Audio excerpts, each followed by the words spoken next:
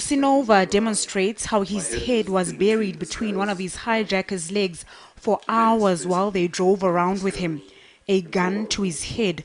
The musician's finally able to speak about what happened when he arrived at his gate in the early hours of Thursday morning. I just remember this guy using really foul language, basically telling me to get out of the car. And when I turned to look, because my window was open, when I turned to look and the gun was right in my face, they pulled me out, pushed me into the back seat, where I noticed another guy on the left sitting there with a gun as well. Immediately after that, they put Vusi in, and I remember as they put my head down and we were driving off, I had a gunshot. I was terrified. I thought they had shot one of the boys because 3 of them were left behind. The R&B singer says he was worried about the passenger who was with him at the time. Oh, as we were driving, they asked him to take off his clothes. He took off all his clothes, including his underwear. And they left him somewhere. And they were basically just asking me, yeah, we heard you've got a gun. Where's your gun? And I told them, I don't have a gun. They were like, we've been following you for a year. So we know everything about you.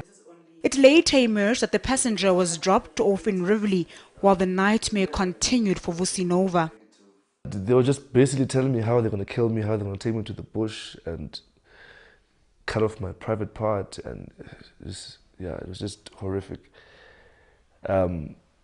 Eventually, after a while, they asked me to take off my clothes as well. I took off my clothes. The driver came out and said, don't look, don't look, don't look. They opened the door and they were like, run, run. And they got out the car and they drove off. The musician was helped by strangers who got him into a taxi that drove him to a police station. Vusi Nova says he's still recovering and complains of pain in his eye when it's exposed to light, and has had to cancel a performance set for Sunday night. I'm really sorry. I would have really loved to be there. And if you are wondering if the voice is still there,